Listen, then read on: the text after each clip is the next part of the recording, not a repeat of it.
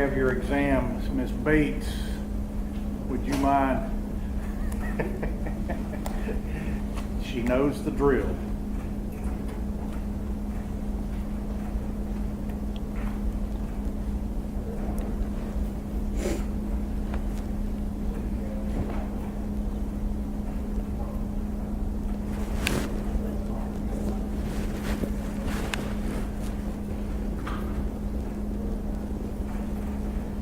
Oh, Miss Smalls. Email that for me. Airmail it something. Newkirk? Right here. Where? Pardon me for leaning over you. Edwards?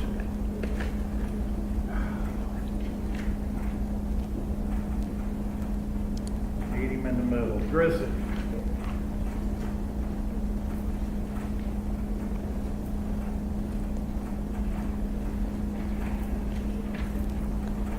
Poston. I'll be down there in a minute. Allen, I'll be down there in a minute. Tyner.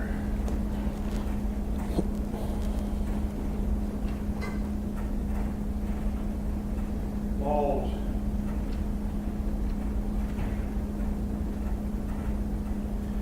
Jackson. I'll pass that down. Put that away. Abraham.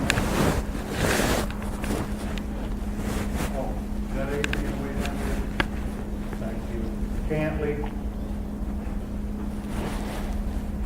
Pilot, I know he's here somewhere. Wilson, Lumsden, here,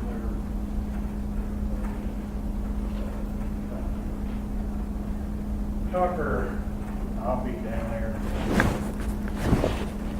Ashley. Gonna meet in the middle. Hucks.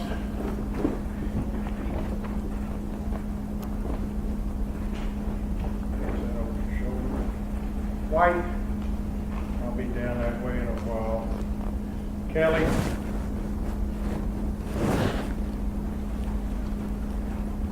Parrott.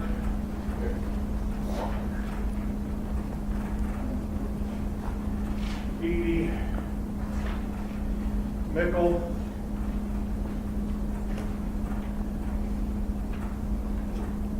Oliver.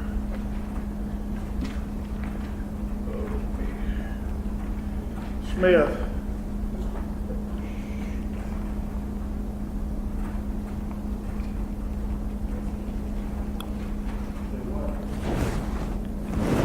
I'll get plenty doing that stuff down there. Romansky, I'll be down that way in a minute. Green.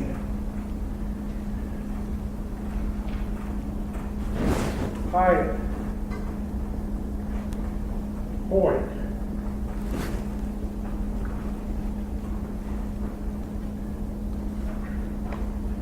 Hammond. Oh, I got to climb back up those stairs. The heck with it.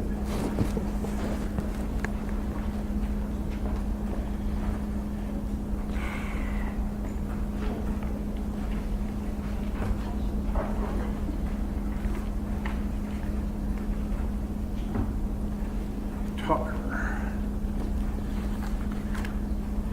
Romansky. White.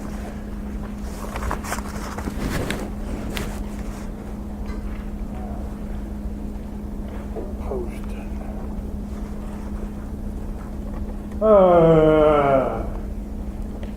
The ones on the quality of well-written play, ECGBD. First person directed play, Duke of Saxe-Meiningen. Aspects of producing a play when choosing a play. Directors got to consider their budget, whether they can cast it, and who their potential audience is. Training of director. Actor first, stage manager first, academic training.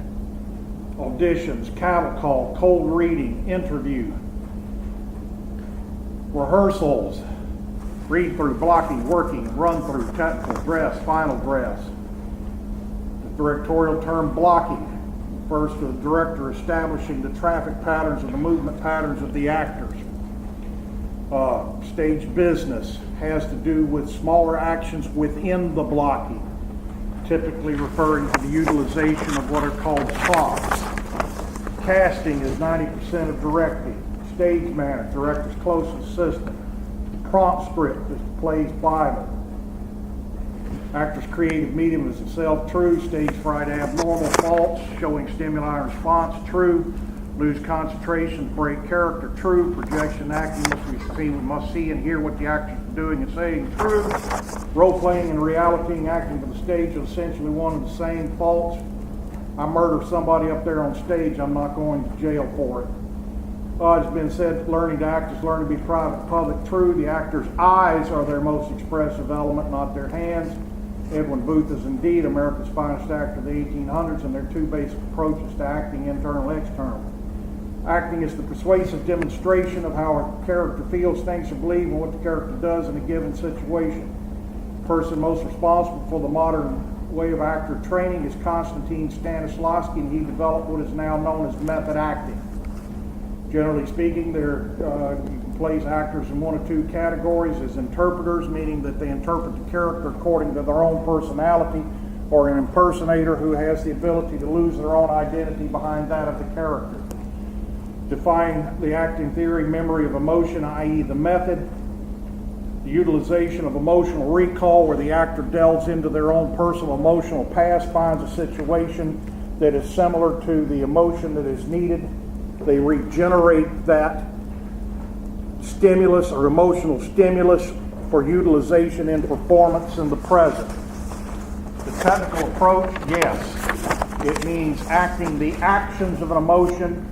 What does that mean? It means the actor is concentrating on discovering the appropriate vocal inflection, facial expression, gestures, and body language. What an individual must have to become an actor: adaptability, stage presence, powers of observation, and a good imagination. What must they do in performance? Trust, concentrate, collaborate, and project. To create a believable character, the actor must concentrate on the physical, the mental, and the emotional, or vice versa. Character in a play is delineated through four avenues of expression: what they say, what they do, what other characters say about that character, and their appearance. The 5 W's they discover in rehearsal: who, what, why, when, and where. And the actor is searching for the character's motivation or their objective in terms of what they're driving at in the course of the play. As usual, if you have any questions, comments, concerns, or any other maladjustments regarding the exam, you can find me. Not this morning. I've got to go hunt for furniture for this thing.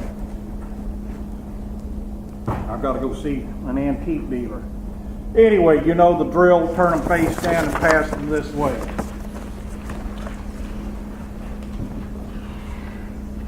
And thank you for gathering.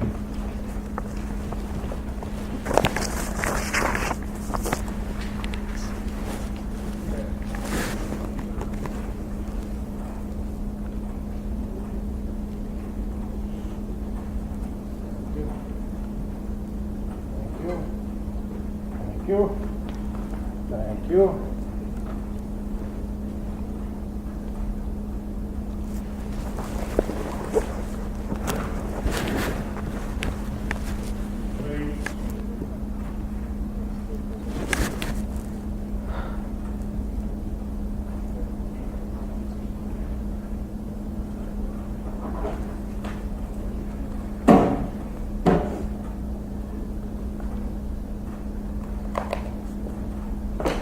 All right, page 45, chapter 3.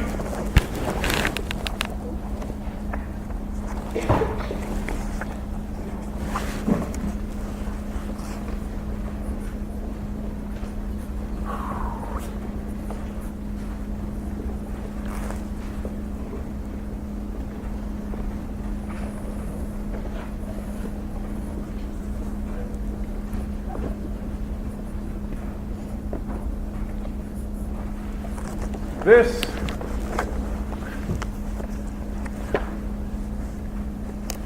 I'll show it on the way out the door. This sequence of information, data, deals with what we call the physical theater. What we are finally talking about now is where everything that we have talked about up to this point, where it happens. Where it happens. What this chapter deals with, and it says theater space as the audience views the stage. What this chapter is about and what I'm going to be talking about for the next class or so is different kinds of what we call stage space arrangements. Stage space arrangements. And what we're referring to is the actor-audience relationship.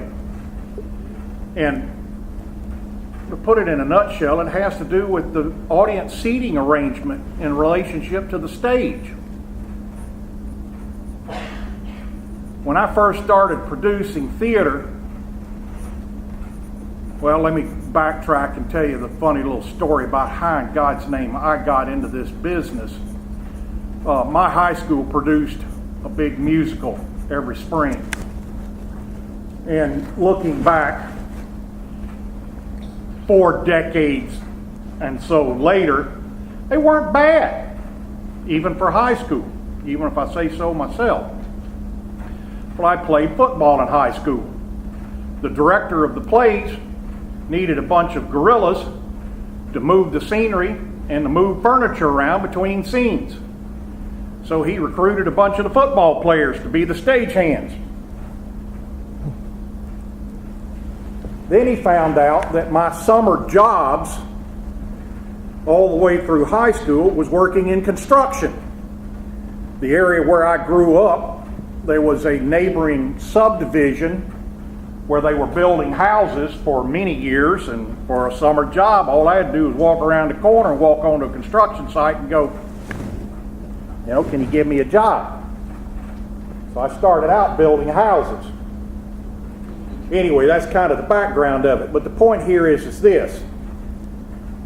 Our performance space when I was in high school, we had one of these things that I call today a gym cafetorium. Did any of you go to a high school where you had a gym cafetorium? All right, what the hell is a gym cafetorium? It's a gym, it's the cafeteria, and it's the auditorium all in one place. They had these godforsaken tables with a seat about that big around.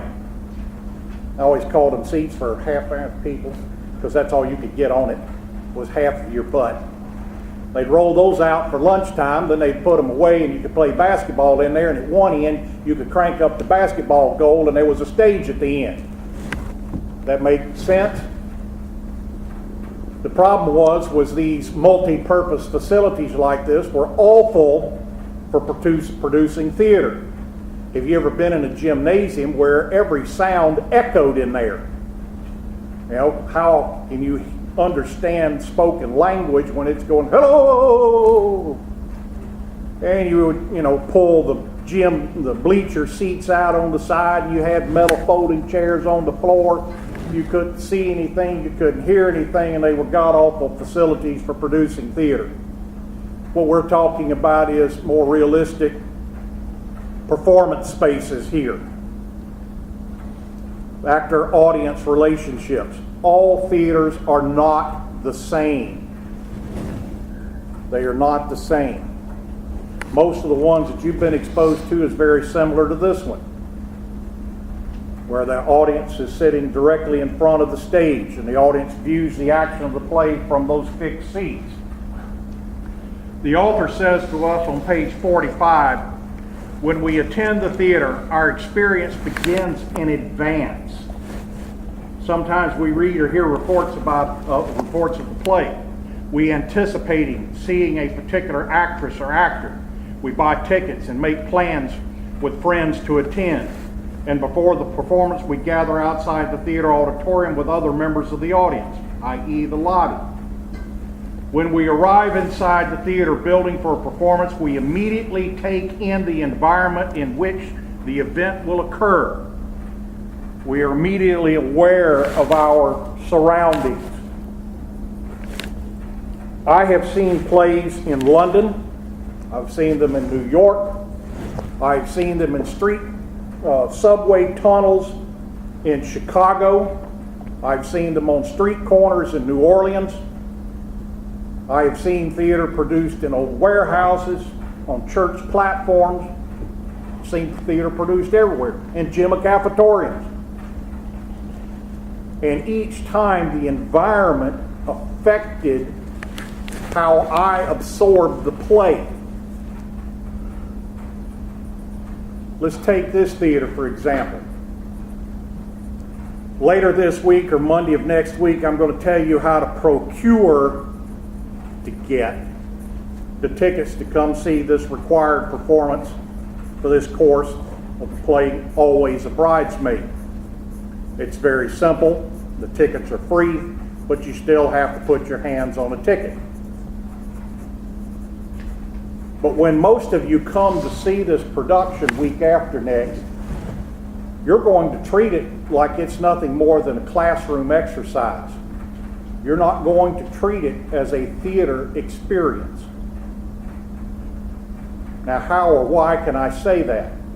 Well, one, we've been using the theater as a classroom. So in your minds, you're just going to be coming back to class and seeing some old boring play for a couple hours, instead of treating it like it's truly a theater experience. That you've gone and you've procured your ticket, you've come and you've met in the lobby, you've entered the theater at the appropriate time, you've found your appropriate seat. You're still going to look at this as if I'm just going back to class. Beyond that, the environment of this theater exacerbates that. Stop and look at this theater. This theater is ugly. And it doesn't help the theater experience. Now, how can I say it's ugly? I've been working in here for 30 years. You have institutional beige tile down here. You have institutional brown carpet. I don't know what to call that color. I've been trying to get it painted for 2 decades. I did get the seats reupholstered, and I want the walls and the seats to match. Institutional electric wall. Well, that, and you've got, a concrete block wall. Yeah, it's not a pretty place. When I went to see Phantom of the Opera in London, oh my God, plush red velour seats, this incredible green carpet on the floors, brass polished handrails everywhere. Oh, the place was gorgeous. But by the same token, I have seen some very exciting and wonderful theater performances in a warehouse with a leaky roof, where there was water trickling down the aisles of the seats because of the leaky roof, but I still had a good time and enjoyed the play. But the environment is part of it. If you will recall, we talked about a term that I called magic time. That period of transition where a group of individuals come and meld into this collective body that is now going to be known as an audience. Nonetheless, when we arrive inside the theater building for a performance, we immediately take in the environment in which the event will occur. When we moved from the lobby to the theater itself, the atmosphere inside has a great deal to do with our mood in approaching a performance. And your mood is going to be, damn it, I'm back in Grenat's class again. Not only creating expectations about the event, but conditioning the experience once it gets underway. As spectators, we have one feeling if we come into a formal setting, such as a picture frame stage, which is what this is. It's what is called a picture frame stage, but I'll come back to that. And it goes further talking about, picture frame stage surrounded by carved gilt or gold figures with crystal chandeliers, red plush seats in the auditorium. We have a different feeling if we come into an old warehouse converted into a theater with bare brick walls and the stage in the middle of the floor surrounded by folding chairs. For many years, people took the physical arrangement of theaters for granted. This was particularly true in the period when all houses or theaters were facsimiles of the Broadway-type theater with its proscenium or picture frame stage. That is the more formal term for this kind of stage, the proscenium, but we'll come back to that. In the past half century, however, not only have people been exposed to other types of theaters, they've also become more aware of the importance of the environment. Many experimental groups have deliberately made awareness of the environment part of the experience. Going to the bottom of page 46, under the heading of theater spaces.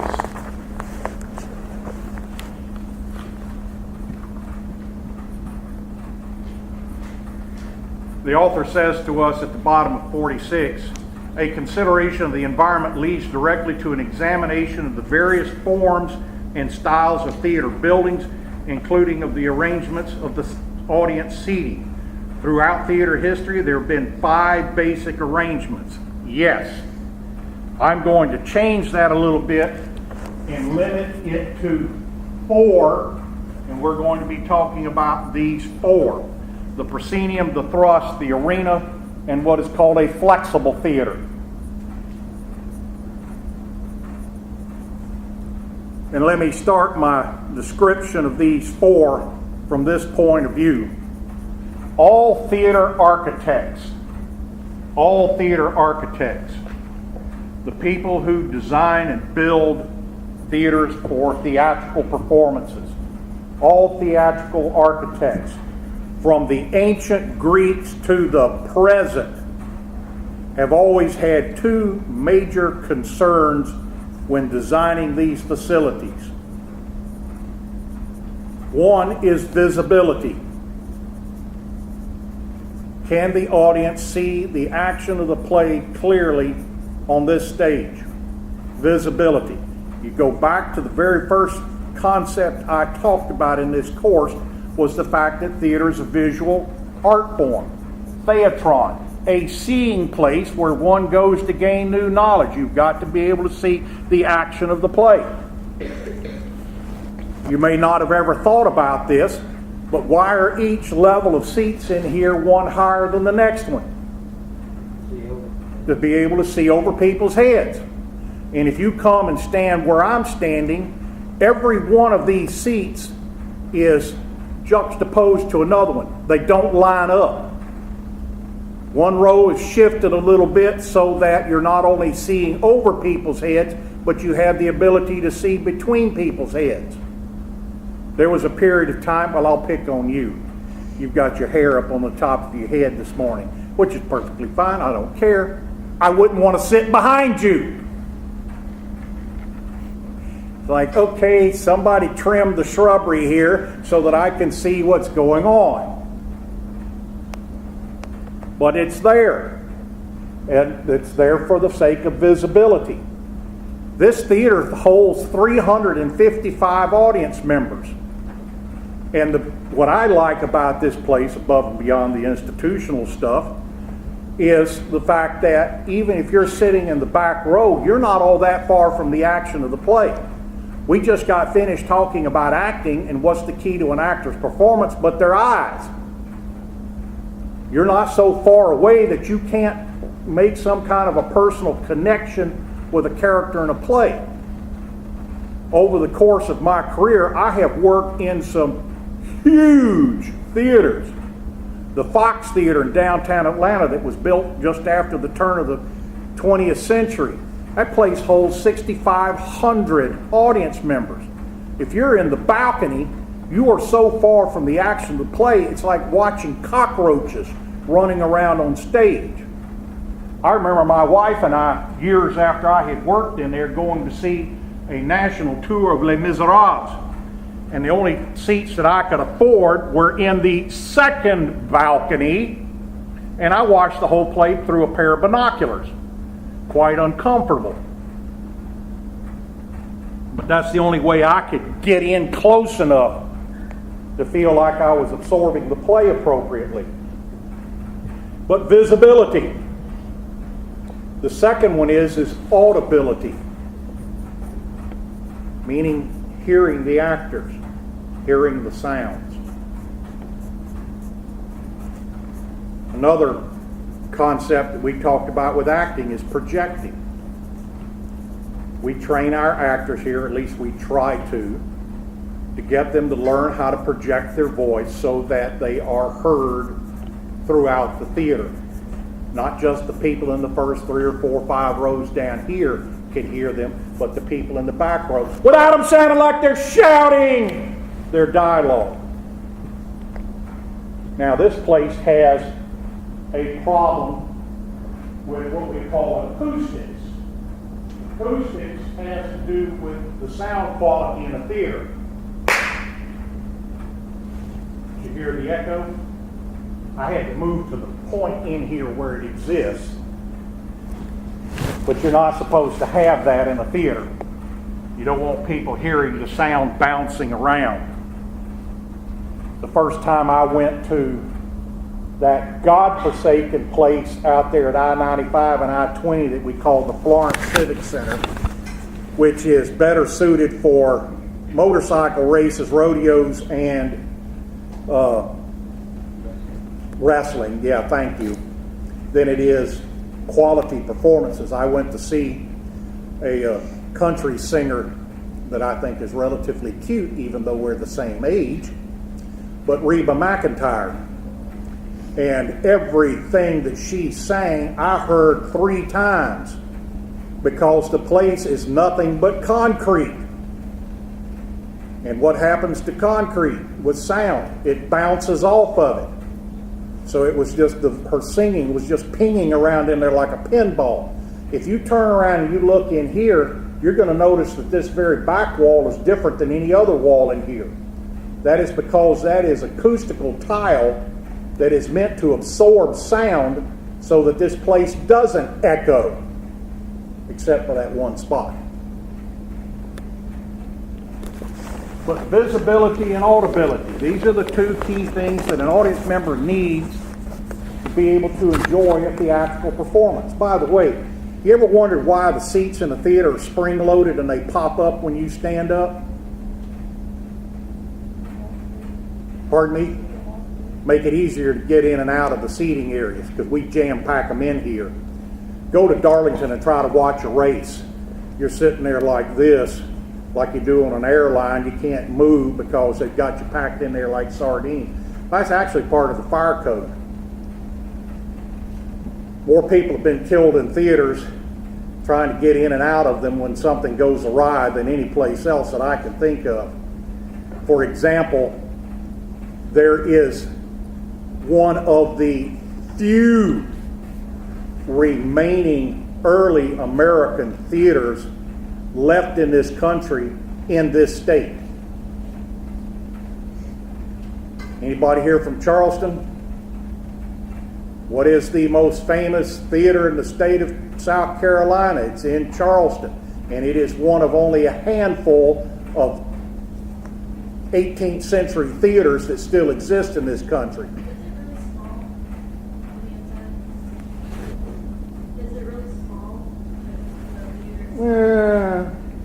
About 5 years ago, it went through a multi-million-dollar restoration in Charleston.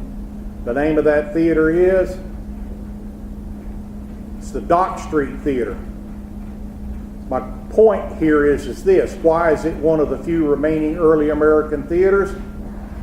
All the rest of them burned to the ground. What do you think that set's made out of? Wood.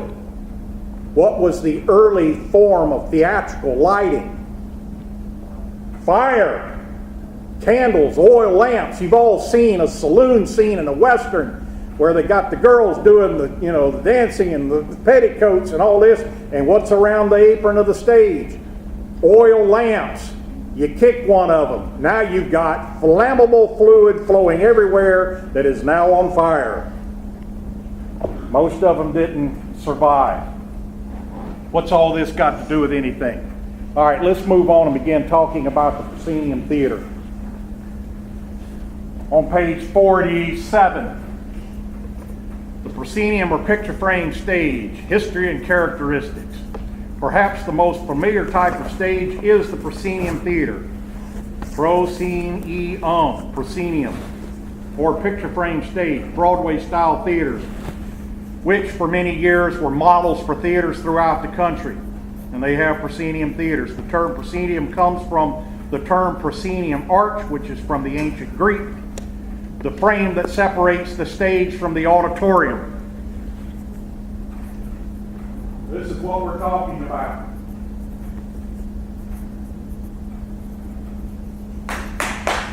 This thing right here. This is called the proscenium arch. This is a proscenium stage.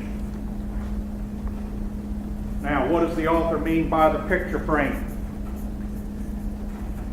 Any kind of sporting event that you may attend, basketball, softball, baseball, football, hockey, soccer,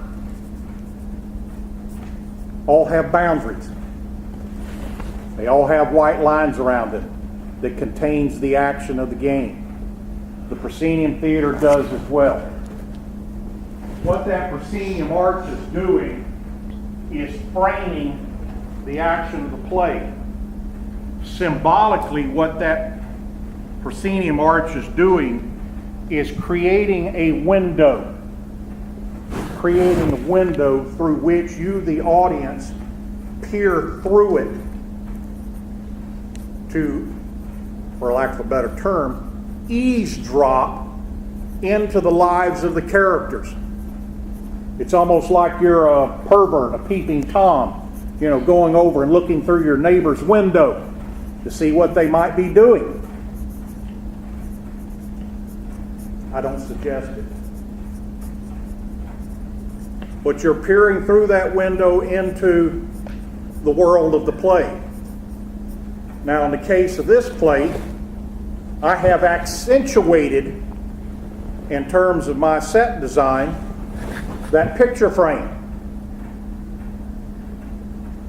If you look at a painting in an art gallery, paintings in art galleries, the finer paintings, not some of this stuff that's out there in the lobby now, they'll always have a frame around it.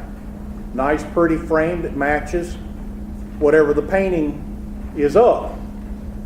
And why is that frame there? It's a visual enhancement.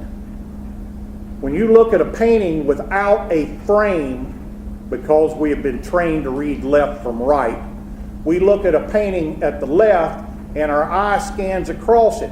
If the frame is not there, our eye goes right off the painting. And it's there to cause the audience then to concentrate and to push your eyes back into the subject matter of the painting. Well, I'm doing the same thing. I'm causing you or forcing you to visually concentrate on where the action of the play is going to take place. This is where the term picture frame theater comes from.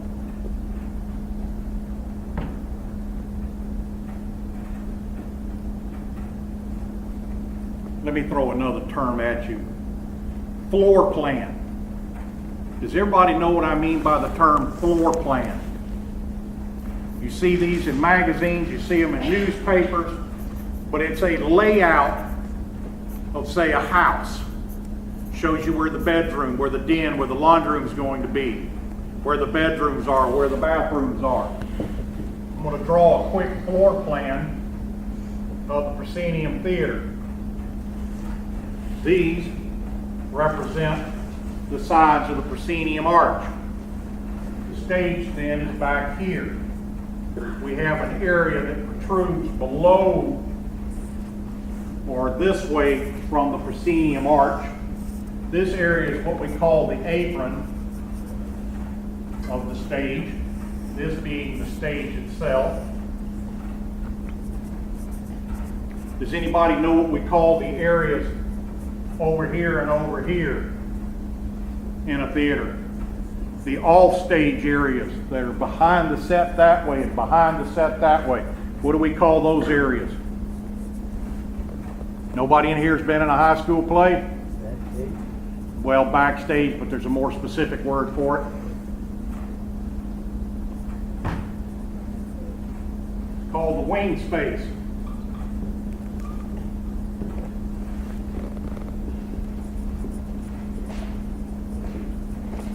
Wing space.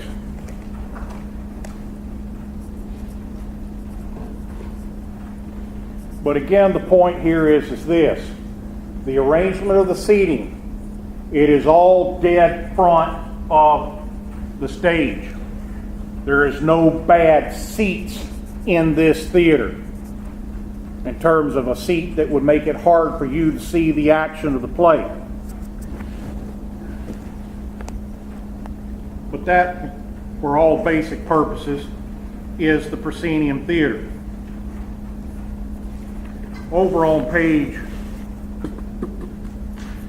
skip over far enough, 54, the author begins talking about, and there's a little illustration there of what we call the arena theater, the thrust theater. Let's deal with them in the right order. The thrust theater. Most of the ancient Greek theaters, most of the ancient Roman theaters were thrust theaters.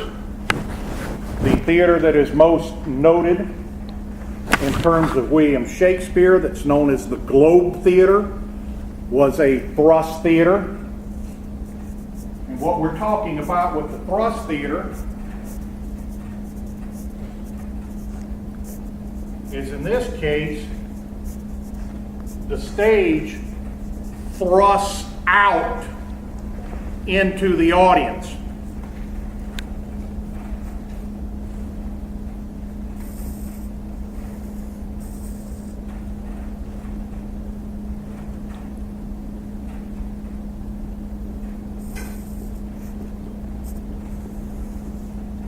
And what you wind up with is the stage thrusting out into the audience, and you have seats on each side, and you have seats in the front. Some people refer to this as three-quarter theater or three-quarter seating, meaning that you have audience on three sides of the stage. The thrust theater. That'd be like the fashion show, the runway walk. Well, yeah, to a degree, that's a thrust theater. It would be that. You've got audience surrounding the stage on three sides. Now, here's part of the problem with the thrust theater. Here's part of the problem with the thrust theater.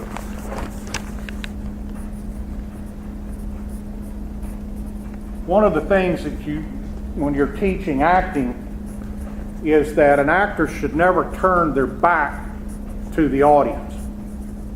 You should never turn your back to an audience. I should never, standing on that stage, turn my back to the audience and deliver dialogue to a character, say, back there by that handrail. One, you can't see the actor's face, and their sound is going that way instead of this way. Makes sense. All right? Let's say I'm an actor standing right here, and I'm looking this way. These people are looking at their back. These people are looking at their back. So does that mean that an actor performing in a thrust theater has got to go, well, let me talk to you folks for a second, then I'm going to talk to you folks, and I'm going to talk to you, oh, let me get back over here to you folks and talk. It is much more difficult to stage or to establish the blocking in a thrust theater. So why would we ever want to use one? Because in a thrust theater, all of a sudden you have shoved the actor right out into the audience's lap. And in this case, for the people sitting in the front rows here, and the front rows here, and the front rows here, and there might be an actor there, they're 3 or 4 feet apart. How would you like it if I performed an entire play right here in your face? You would have to pay attention. You would become evolved, would you not? Mm-hmm. You can see my eyes. So what people like about the thrust theater is the intimate nature of the actor-audience relationship.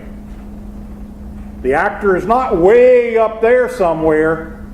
They're right here in your face. But here's the problem. Let's say I want to put a sofa right here. And I got actors sitting here looking this way. Well, what kind of a view are these people getting? Zero. So there has to be an inherent lack of scenery and lack of large furniture, which then makes it a little bit problemsome and troublesome for the set designer. But yet the overriding factor is the intimate nature of the actor-audience relationship, which is why they still exist.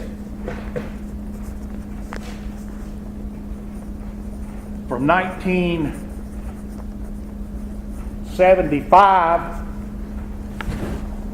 until 1987, which is about a 12-year period, I worked in thrust theaters more than I did any other kind of theater in terms of being a designer and a technician. And I liked it. I liked that actor-audience relationship. The third type that I've got listed up here is what we call the arena theater.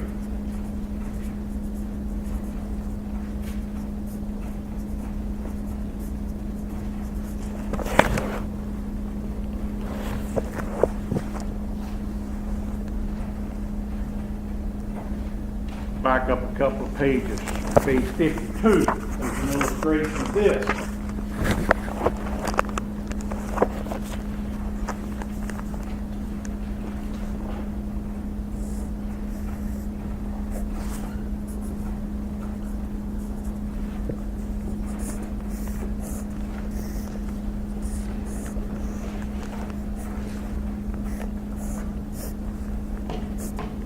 A gymnasium is a what? It's an arena where you go to see hockey. It's an arena where you go to see WrestleMania this Sunday. Will be an arena. A football stadium is an arena. A stock car racetrack is an arena where you go to see Ringling Brothers Barnum and Bailey Circus. It is an arena. The audience surrounds the stage.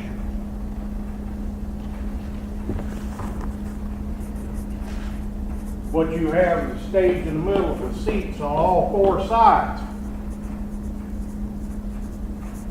Now the difficulties for the actor and the director are exacerbated even more.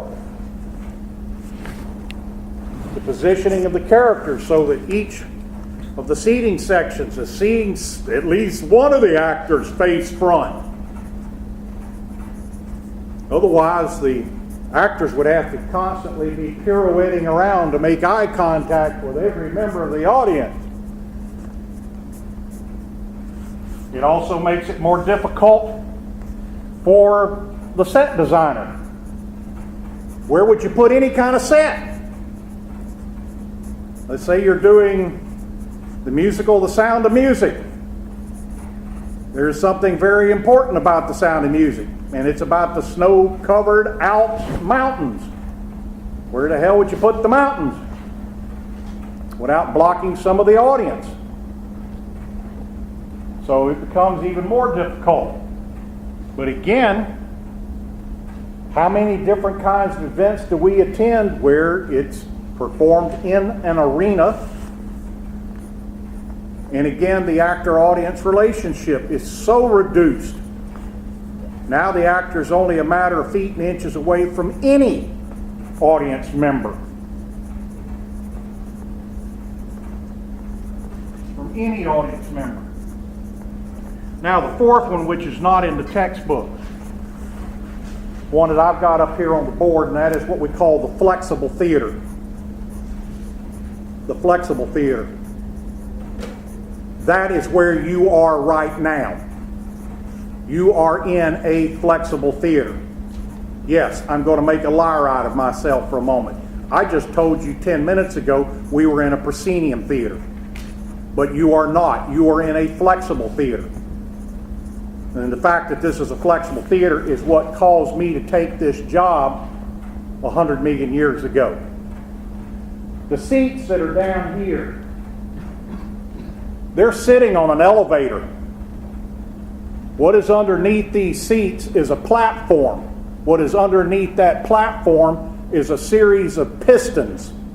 Those pistons look like those that you've seen in an auto garage, where you drive your car onto a rack and this big cylinder piston comes up out of the shop floor so that the mechanic can work on your underside of your car standing up as opposed to lying on their back. They're more efficient standing up than lying down. When I activate those pistons, this whole set of 100 seats is going to rise up into the floor until the back of that seat is about that high. This theater has these weird side stages here. What I can do is I can hook up what is called a pneumatic air line. What is underneath these seats, and they're split down the middle, 50 and 50, is these seats have underneath them what are called air casters. Now, most of you think about a caster, it's like a wheel on a grocery cart. Well, these don't have wheels on them. They actually move on a cushion of air. You watch a science fiction movie, Star Wars. They've got these vehicles that they can travel around in where they're scooting across the air or across the ground by using air pressure forcing down to lift it up and then air pressure to move it forward. So I hook up to each half of these seats this air system, which will then push those seat units. They look like baseball the bleachers. It'll lift them about a half an inch off the floor, and I can take these seats and swing them into that corner. I can take these seats and swing them into that corner. The platform that they were sitting on becomes an extension of that stage, and the stage now comes all the way to here, and I've got audience there, and audience here. And it takes about 45 minutes to do this. Then it becomes a thrust theater. So this is a flexible theater that will convert from proscenium to thrust in a matter of minutes. And because we're an educational theater, we want the ability to expose our students to performing and working not just the traditional proscenium theater, but also working in a thrust theater. So this is kind of unique. So where you thought you were going to little podunk Francis Marion University out in the cultural wasteland of the PD, we actually have a theater with some mechanical capabilities that the only other school I know in the Southeast that has one is Wake Forest. And so that puts us in kind of the same league with a school of that caliber in terms of the mechanical nature of this theater. Anyway, I'll pick up here later in the week.